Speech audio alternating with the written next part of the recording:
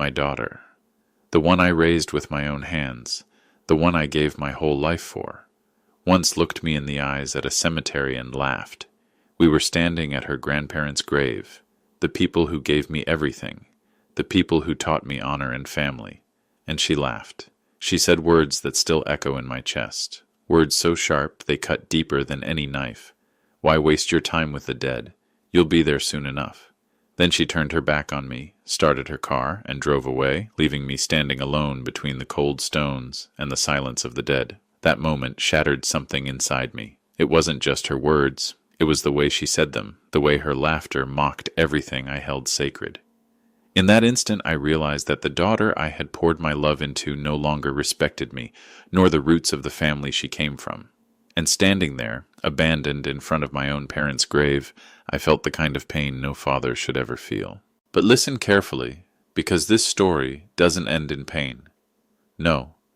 This story is about how time has a way of circling back, how disrespect, once planted like a seed, grows into a poison that comes back to choke the very one who sowed it. You need to hear every word of this because the revenge wasn't loud or violent. It was quiet, sharp, and poetic.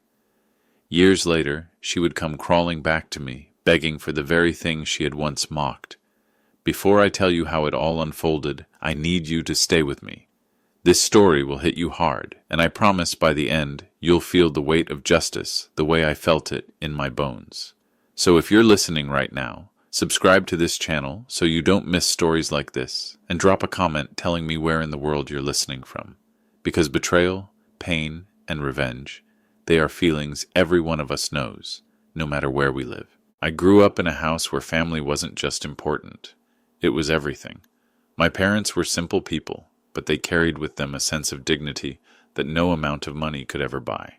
They taught me to bow my head when I entered the cemetery, to whisper a prayer, and to remember that the blood running through my veins was theirs first.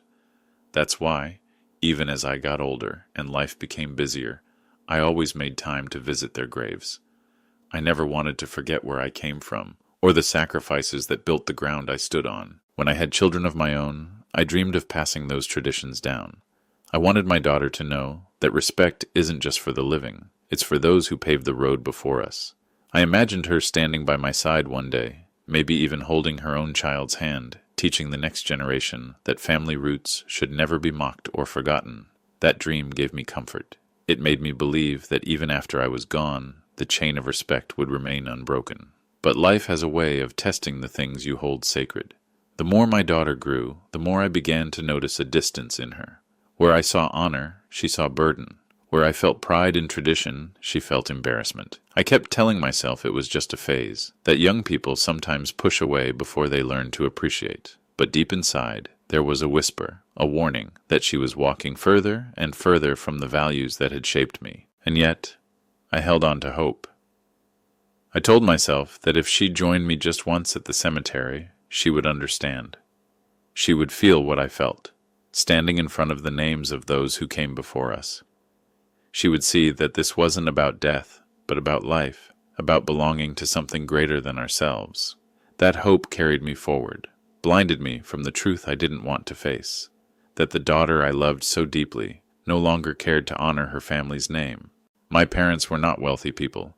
They didn't leave me stacks of money or golden treasures to pass on. What they gave me was far more valuable, lessons carved into my soul, lessons of hard work, humility, and respect. My father worked with his hands until they were cracked and scarred, and my mother poured her heart into raising me with patience and quiet strength.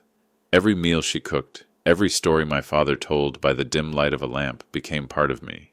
They were not perfect, but they were good, and goodness to me was worth more than anything else. When they passed away, I felt a hole open in my chest. Visiting their graves became my way of filling that emptiness. Standing by those stones, I didn't just see their names etched in granite. I saw my childhood, the sound of my mother's lullabies, the calloused grip of my father's hand when he guided me across the street. Those visits kept me grounded. They reminded me that I came from people who sacrificed their comfort so I could live a better life. I wanted my daughter to feel that same connection. I wanted her to know that behind every blessing she enjoyed, the roof over her head, the food on her table, the opportunities laid before her, There were two faces in the earth who made it possible. To me, bringing her to their grave wasn't just a tradition. It was a way of introducing her to the roots she would never otherwise meet, of letting her know she was part of something bigger than her own desires. That's why her laughter cut so deep. She wasn't just mocking me, she was mocking them, my parents, who had given everything so that I could one day give everything to her. She spat on the very foundation of her life, as if those names carved in stone meant nothing. And for the first time in my life, I felt a shame I couldn't explain. It was as if I had failed not only as a father, but as a son, standing there powerless while my own blood disrespected the people who gave me life. When my daughter was little, she was my shadow. I remember the way her small hand used to wrap around my finger, trusting me completely, as if I was the only safe place in the world. She would run to the door every evening when I came home from work, her eyes lighting up as though I had returned from war, not just another long day of labor. She used to say, "Daddy, you're my hero," and I believed her. I believed that bond would never be broken. I worked myself to the bone to give her a better life than I had. There were nights I came home with aching muscles and an empty stomach because I had given away my portion of food just to make sure she was full. I skipped buying new clothes for myself so she could wear the dress she had been dreaming of. I gave her my youth, my energy, my every ounce of strength. All I asked in return was her respect, her love, and the hope that one day she would carry forward the values I tried to instill. I remember the nights when thunder shook the house and she would crawl into my arms, trembling, whispering, "Don't let go, Daddy." I never did. I swore to myself I never would. She was my pride, my joy, the one I thought would honor our name and make me believe all the sacrifices were worth it. I taught her how to ride a bike, how to say please and thank you, how to never forget where she came from, or at least I thought I did. That's what makes the memory of that cemetery so bitter. To think that the same little girl who once clung to me for comfort would one day laugh at me, dismissing the very ancestors who made her existence possible. Sometimes I wonder if I spoiled her, if by giving her so much I took away her ability to value anything.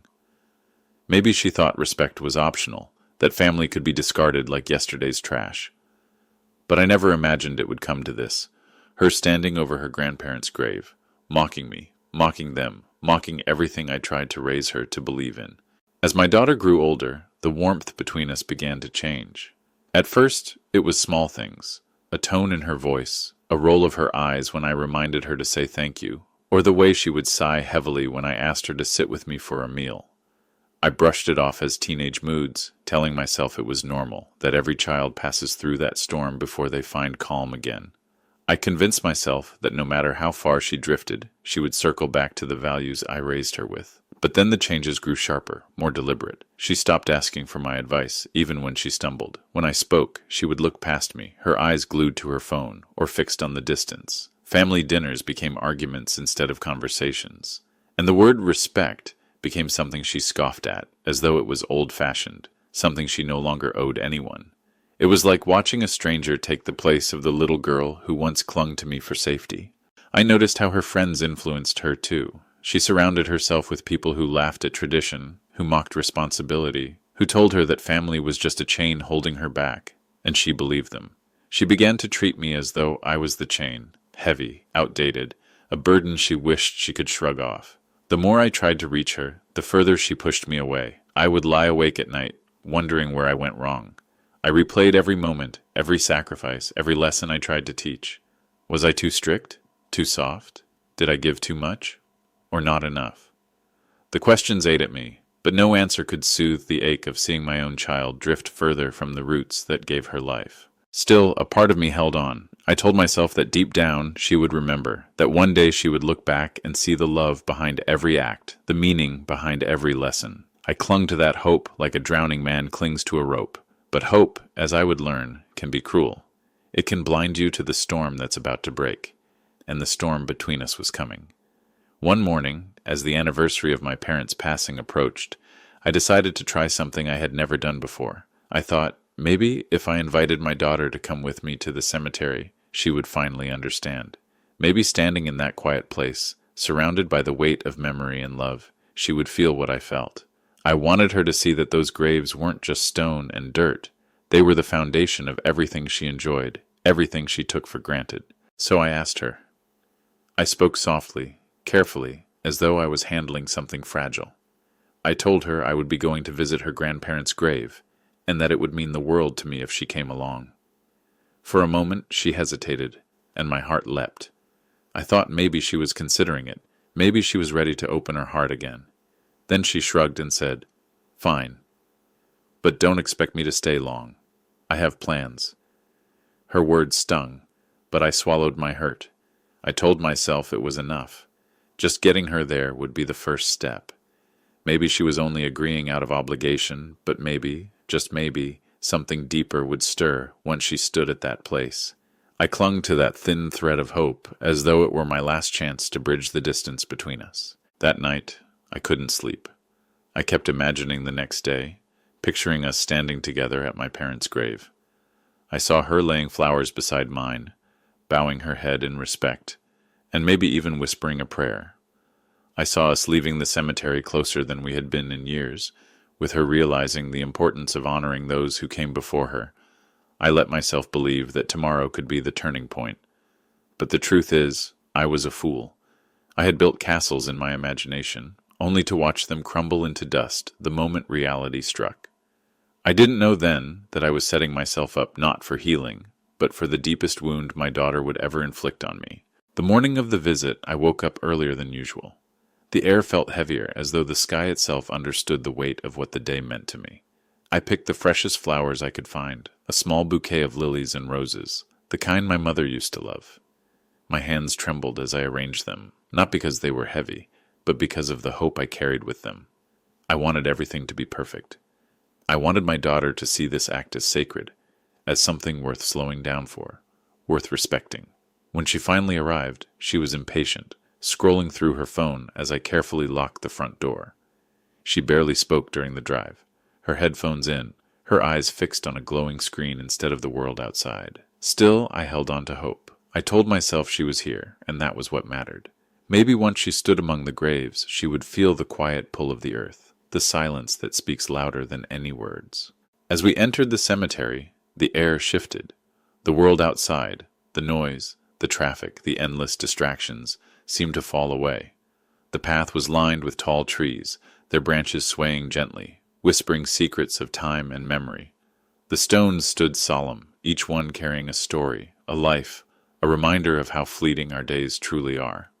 To me, it was a place of peace, of grounding.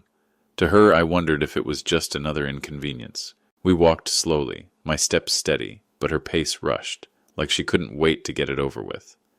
When we finally reached my parents' grave, my heart tightened. I knelt down, placed the flowers gently against the stone, and whispered their names with reverence. My voice broke as I told them I missed them, that I was still trying to live by the lessons they gave me. I closed my eyes, letting the memory of their love wash over me. For a moment, I forgot my daughter was even there. I thought maybe she too had lowered her head. Maybe she too felt the sacredness of this place. But when I opened my eyes and turned toward her, I didn't see respect. I saw a smirk forming on her lips, a smirk that would soon twist into words I would never forget. I turned to her, expecting to see at least a flicker of respect, maybe even a brief silence to honor the people who gave her father life. But instead, I caught her smirking, her arms crossed as if she were bored out of her mind. And then, in the stillness of that sacred place, she let out a laugh, a sharp, mocking laugh that cut through me like a blade. I froze, unable to understand what I was hearing. A laugh? Here? At this moment? At the feet of her grandparents who had sacrificed everything for our family? My lips trembled as I whispered her name, hoping she would stop, hoping it was some nervous mistake, but she didn't stop. She looked right at me, her eyes cold, her voice dripping with contempt, and said words that shattered me completely. Why waste time with the dead, Dad? They're gone. You'll be there soon enough anyway. Maybe then you'll finally understand how pointless this is. I felt the earth tilt beneath me. My knees weakened, not from age, but from the weight of her cruelty. The air left my lungs, as if those words had stolen the very breath of life from me. She turned on her heel, her car keys jangling in her hand, and walked away without a second thought. I tried to call after her, but my voice cracked, trapped in my throat. She didn't even look back. The sound of her car engine roared to life, and then she was gone. Gone in the same heartless way her words had left me standing there, broken, abandoned, and humiliated. I looked at the gravestone, at my parents' names carved into cold stone, and tears blurred my vision. My heart cried out in shame, not just for myself, but for them, that their own granddaughter had spat on their memory, on their very existence. In that silence, I felt smaller than I had ever felt before. The same girl who once clung to me in storms had become the storm that tore me apart, and though I couldn't have known it then, the seeds of her cruelty had planted something inside me too, something that would one day grow into the revenge she never saw coming. I stood there long after she drove away, staring at the dust her car had left behind. The cemetery was silent again, but not peaceful anymore. It felt heavier, darker, like even the dead were ashamed of what had just happened. My knees finally gave in and I sank to the ground, pressing my hand against the cold stone of my parents' grave. I whispered an apology through tears I couldn't stop. "I'm sorry. I failed. I failed to teach her what you taught me. I failed to pass on the respect you deserved." The weight of humiliation pressed against my chest until I could barely breathe. I thought about the other visitors in the cemetery that day, how they might have seen her laugh, how they might have heard her words. The shame wasn't just private, it felt public, as if my fatherhood itself had been stripped bare and mocked. I had given my daughter my life, and in return, she had given me scorn. The pain wasn't the kind that fades after a few days. It was the kind that carves itself into your bones, the kind that changes you. As I knelt there, I realized something had broken in me, but not in the way she thought. She believed she had silenced me with her cruelty. What she didn't know was that her words had planted something inside me, a seed, not of hate, not of violence, but of a promise. I promised myself I would never forget that moment. I would never forget the way she laughed at the dead, the way she reduced her own bloodline to nothing more than a joke, and I promised that someday life would show her the weight of what she had done. I didn't know how, and I didn't know when, but I knew the day would come when she would taste the same coldness she gave me. I stood up, finally, wiping my tears, my hands trembling not from weakness but from resolve. I looked at my parents' names one last time and I whispered, "I won't let her escape the lesson she refused to learn today." Respect is not just a word to me. It is the thread that binds one generation to the next, the bridge that keeps the living connected to the dead. Without it, family becomes nothing more than strangers sharing blood. That day at the cemetery, when my daughter laughed at her grandparents' grave, it was more than just disrespect. It was a severing of that sacred thread, a cutting of the very bond that tied her to her roots. And when you sever yourself from your roots, sooner or later, you wither. I thought about all the lessons my parents taught me, to kneel in gratitude, to honor those who came before, to remember that one day I too would lie beneath the earth and hope my children would not forget me. They taught me that life without respect is like a tree without soil. It cannot stand, it cannot grow, it cannot survive. My daughter may have laughed at me that day, but she was really laughing at herself, blind to the truth that the same fate would one day be hers. I began to see things differently after that. I stopped begging for her respect. I stopped hoping she would magically change. Instead, I watched, I listened, I waited. Life has its own way of teaching lessons, far harsher than any parent's words ever could. And deep down, I knew that what she had sown with her mockery, she would one day reap with her own suffering. Revenge. People often think it is loud, brutal, immediate. But I learned that the most devastating revenge is silent. It requires patience. It requires the strength to let life run its course until the moment arrives when the past comes knocking on the very door of the one who once mocked it. I didn't need to scream at her that day. I didn't need to punish her with anger. I only needed to remember. And remembering was enough, because I knew there would come a time when she would face the same silence, the same coldness, the same emptiness she had thrown at me. And when that time came, I would be there, not with open arms, but with the truth she had denied. The years moved forward, as they always do, but that day at the cemetery never left me. It stayed lodged in my heart like a shard of glass, impossible to pull out, cutting me a little deeper every time I thought about it. My daughter and I grew further apart, not with the suddenness of a storm, but with the slow, steady erosion of a shoreline. Each phone call grew shorter, each visit more strained, until eventually The silence between us was louder than any conversation we could have had. She built a life that seemed separate from mine in every way. Her friends became her new family, her career her only source of pride. I was reduced to an afterthought, a shadow lingering at the edges of her world. And yet, despite the distance, I never forgot her words. They haunted me in the quiet of the night, in the moments I stood alone at my parents' grave, whispering their names without her by my side.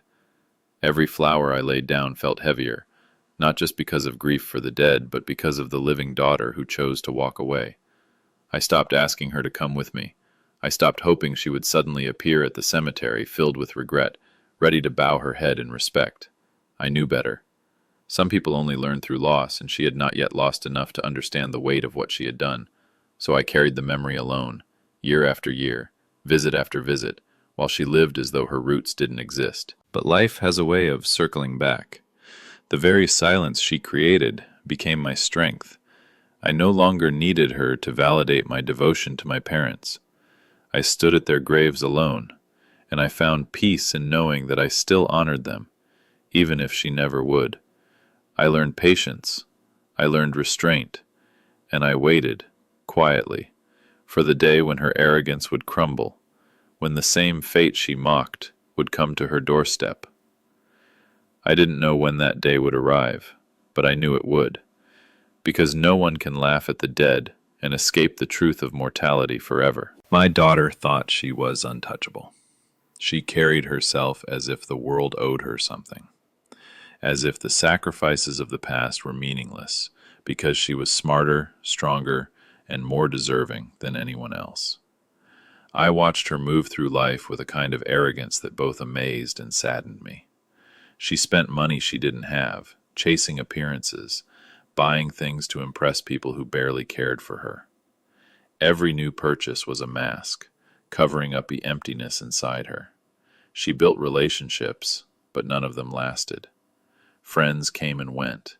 Lovers entered her life and left just as quickly, because arrogance doesn't nurture loyalty, it repels it. She was too proud to admit her flaws, too stubborn to take advice, too caught up in her own reflection to notice the cracks forming beneath her feet. I tried in my quiet way to offer guidance, but my words fell on deaf ears. To her, I was just the old man with outdated values, a relic of a world she no longer respected. I remember the way she would talk down to me, dismissing my suggestions with a wave of her hand. "Dad, times are different now. You wouldn't understand." And perhaps she was right. I didn't understand how a child could forget where she came from, how someone could cut themselves off from the very roots that gave them life. But I didn't argue. I had learned to save my energy, to let her walk her own path. Still, I could see where that path was leading. Debt began to pile up, though she pretended everything was fine. Jobs slipped through her fingers because pride made her impossible to work with. Relationships collapsed because no one could endure her disregard for others. Slowly, the glitter she wrapped around her life began to fade, revealing the rust beneath. I stayed silent. Not because I didn't care, but because I remembered. I remembered the grave, the laughter, the words that sliced me open, and I knew that life had taken the wheel now. My daughter had chosen arrogance over respect, pride over humility. And when you live like that, the fall is not a matter of if, it is only a matter of when. I watched from a distance as her life began to unravel piece by piece. It wasn't sudden, no, life rarely punishes that way. It was slow, like a thread being pulled from a sweater until the whole thing starts to fall apart. The debts she ignored began to grow teeth. The people she once laughed with disappeared when she had nothing left to offer. The friends who cheered her arrogance were the first to vanish when her arrogance could no longer buy them dinner or drinks. And still, she acted as though nothing was wrong, painting smiles over her crumbling walls. There were moments when I wanted to step in, moments when the father in me ached to reach out and lift her from the hole she was digging. But every time that feeling rose up, another memory rose with it. The cemetery, her laughter, her words. "You'll be there soon enough." Those words stopped me from rushing to her rescue. I told myself that if I saved her from every mistake, she would never learn. And more than that, I couldn't bring myself to give comfort to the same lips that had mocked the dead. So I stayed silent. I let her learn the hard way. I let the silence of her own choices speak louder than anything I could ever say. She didn't know it, but life was teaching her the lessons she refused to learn at the graveside. And I was watching, waiting, patient as stone. I saw the cracks widen, jobs lost, trust broken, respect squandered, and with every passing year, I felt the inevitability of what was coming. It wasn't satisfaction I felt, not yet. It was something quieter, colder, like the calm before a storm. I knew her pride would eventually collapse under the weight of her mistakes, and when it did, she would have nowhere else to turn but the very man she had humiliated. And that day, I promised myself, I would not forget. I would not forgive. It happened slowly and then all at once. The cracks that had been forming in her life for years finally gave way, and everything she had built on arrogance and pride came crashing down. The debts she had ignored turned into lawsuits, collectors hounding her day and night. The job she once bragged about was gone, replaced by short-term work that barely paid enough to keep her afloat. The friends she once entertained disappeared completely, leaving her to face the silence she had laughed at when it was mine. Her health began to suffer too. Stress carved lines into her face, sleepless nights hollowed her eyes, and the sparkle of youth she once flaunted dulled into something weary, desperate. Pride had always been her armor, but now it became her cage. She couldn't admit to anyone how far she had fallen. She pretended she was fine, but behind closed doors, she was drowning. I knew all of this because word has a way of reaching you even when you're not looking.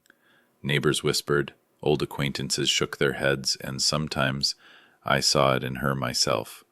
The forced smile, the restless tapping of her hands, the way she avoided my eyes when we crossed paths. She was crumbling, and she knew I could see it. But she never asked for help, not yet. Her pride was still holding her hostage, still telling her she could survive without the father she had once mocked. But life is merciless. When you cut yourself off from your roots, when you laugh at the very ground that gave you life, the fall is inevitable, and hers was only just beginning, because soon she would face a need so desperate, a shame so heavy, that it would strip her pride bare.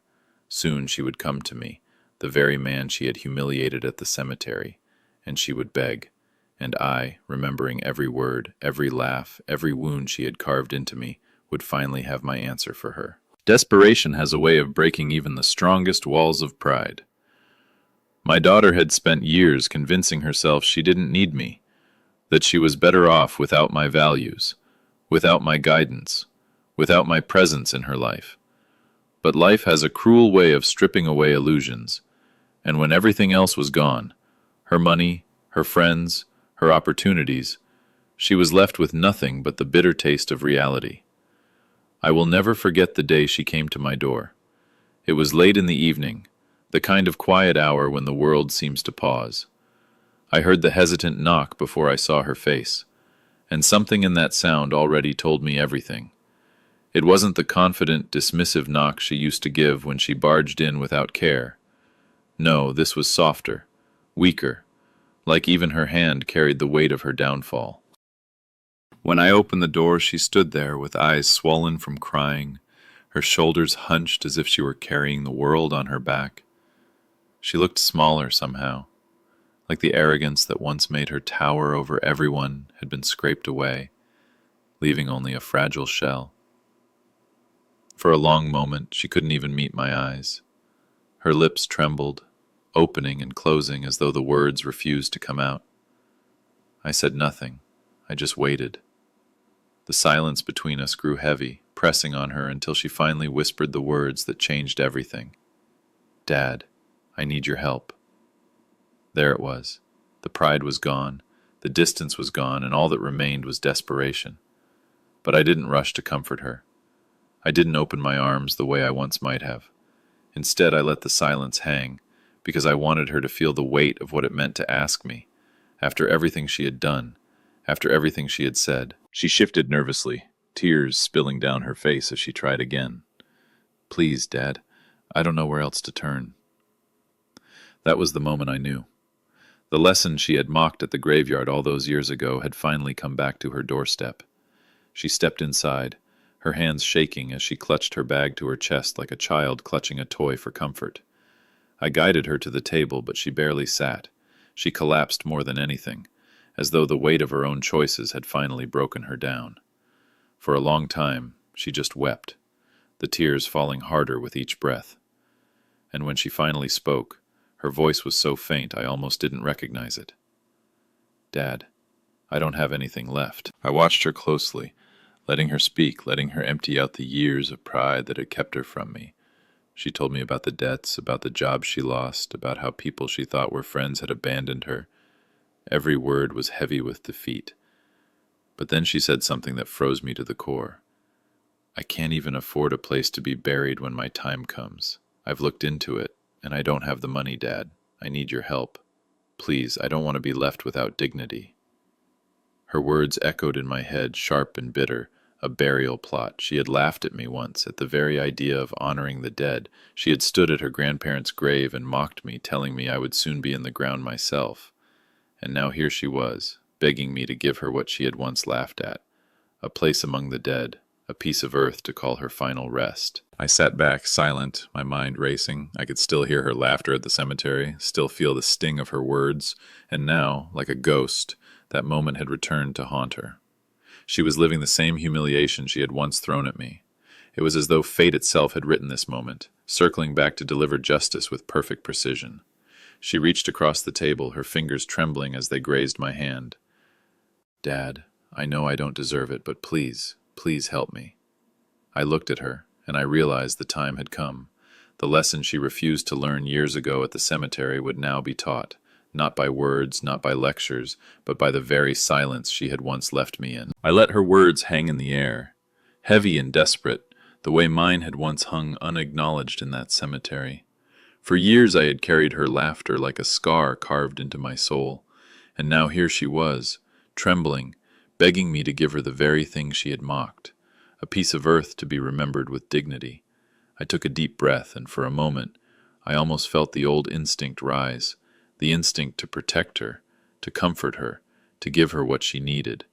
But then, like a wave crashing against stone, the memory of that day flooded back, her smirk, her laugh, her cruel words, "You'll be there soon enough."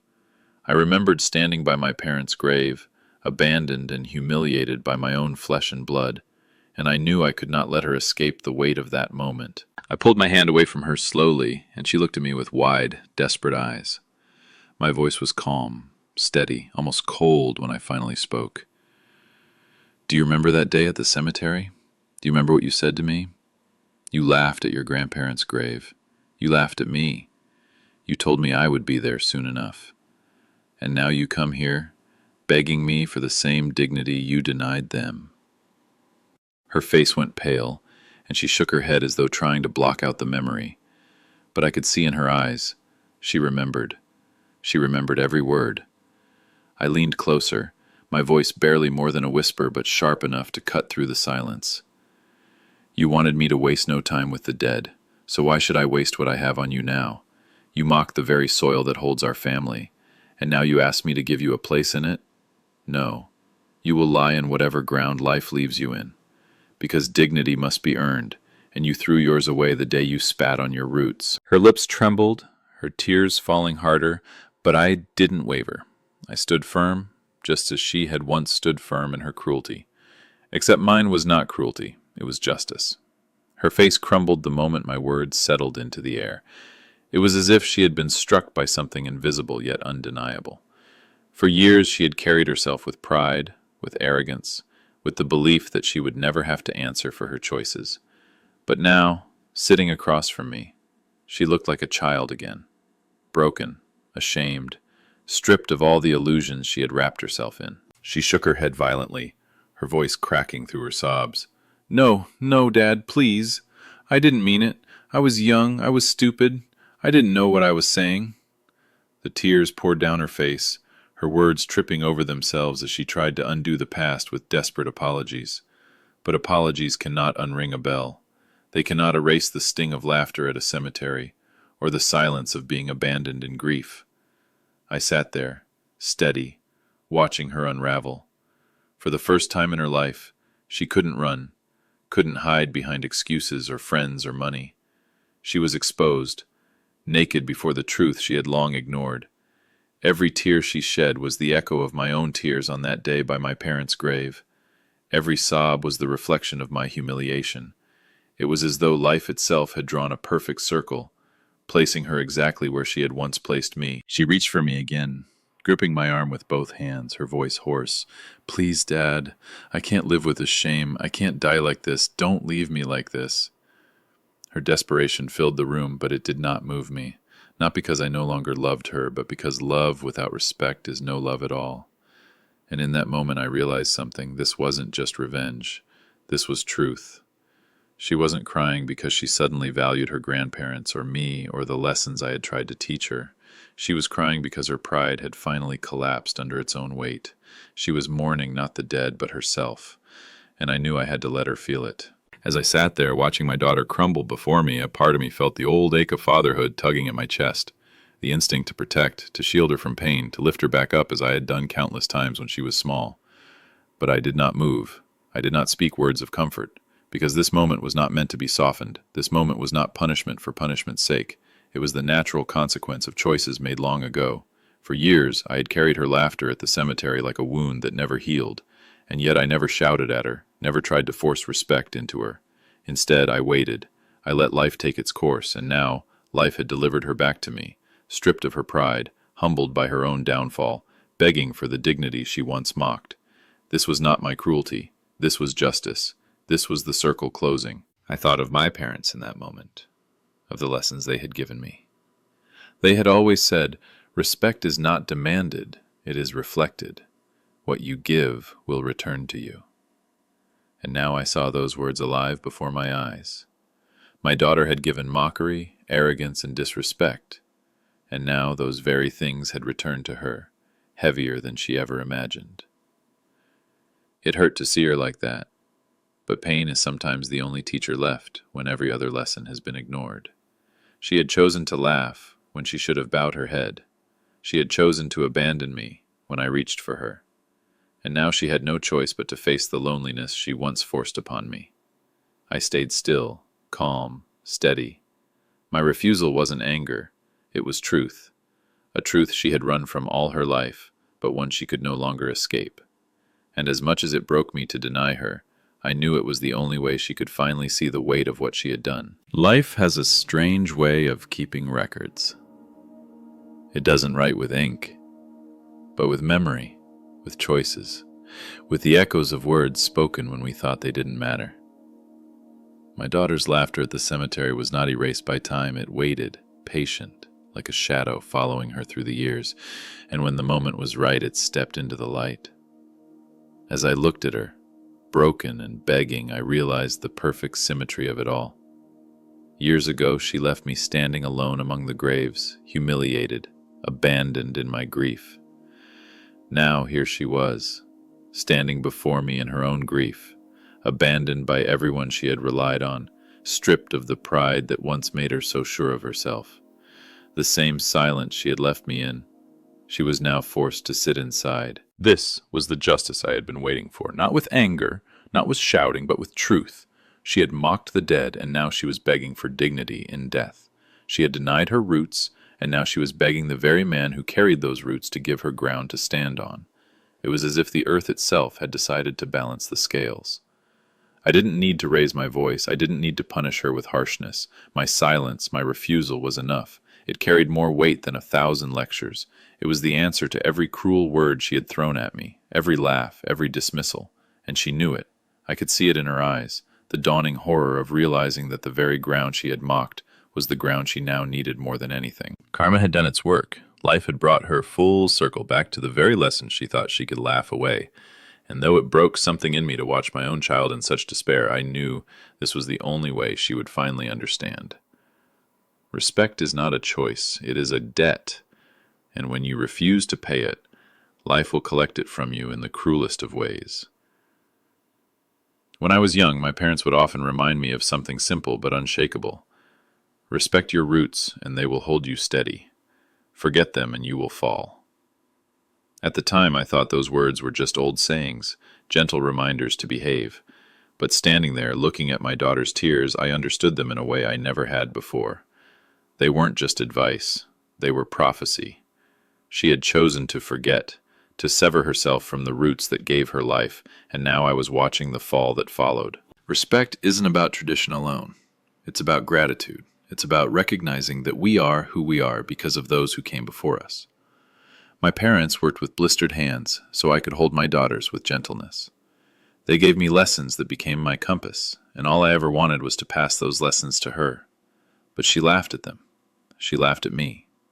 And when she did, she laughed at herself without even knowing it. I don't take pleasure in her suffering, though some might call this revenge sweet. To me, it was never about sweetness. It was about balance. Life is not blind, no matter how much we pretend it is. It keeps its own score, and when you mock the sacred, when you spit on the very ground that raised you, life makes sure you one day taste that same dirt. What my daughter faced wasn't punishment. It was consequence. It was the mirror she refused to look into being held in front of her at last. And though I stood firm in denying her, my heart wasn't filled with hate. It was filled with the heavy truth that some lessons must be learned the hardest way possible. I left her that night with her tears and her shame, and as I closed the door I felt a strange kind of peace.